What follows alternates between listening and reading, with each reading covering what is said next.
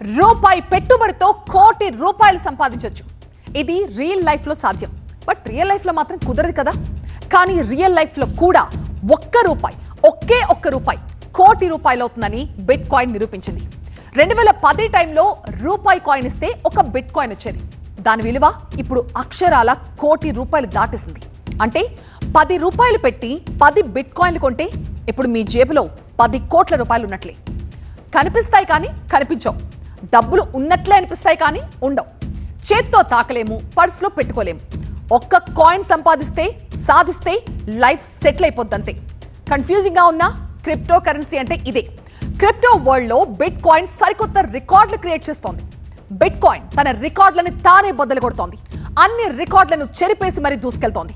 దాని రేటు ఇప్పుడు $1,00,000 దాటిపోయింది. అంటే ఒక బిట్ కాయిన్ మన దగ్గర ఉంటే లైఫ్ సెటిల్ అన్నమాట. అవే 10-100 ఉంటే ఇక మనం మిలియనీర్సే.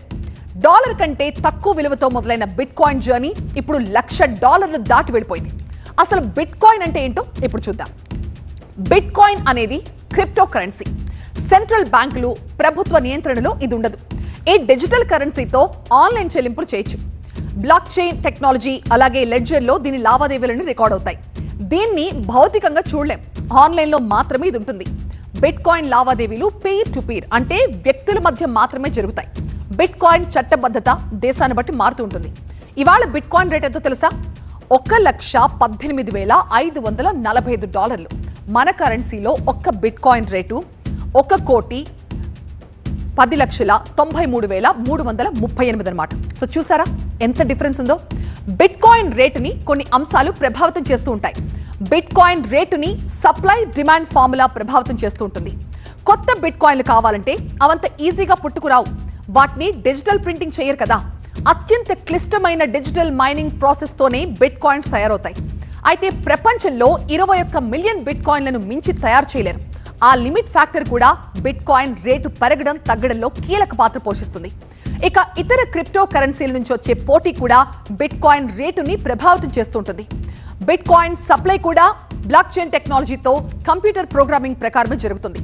ఈ ప్రోగ్రామింగ్ ప్రకారం 4 ఏళ్లకు ఒకసారి కొత్త బిట్ కాయిన్లు తయారు చేయబడి మార్కెట్లోకి వస్తాయి. దీంతో బిట్ కాయిన్ రేటు 4 ఏళ్లకు ఒకసారి సగానికి సగం పడిపోతుంది. కొత్త బిట్ కాయిన్లు మార్కెట్లోకి వచ్చిన సంఖ్యను బట్టి దాని రేట్ని అడ్జస్ట్ చేస్తారు.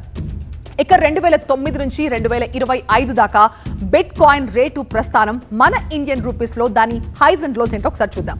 సో 2009లో 0, 2010లో ₹1 నుంచి ₹10 వరకు ఉంది.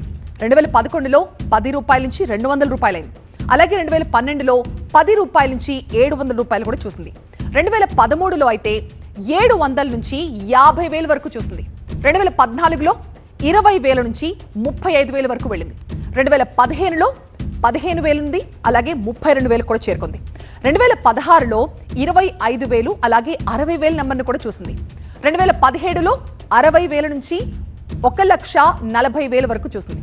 ఇక 2018లో దీని ప్రైస్ చూస్తే గనక గతంతో పోల్స్తే అనేక రికార్డులను బ్రేక్ చేస్తూ ఇది 2 లక్షల నుంచి 9 లక్షలకు వెళ్ళిపోయింది.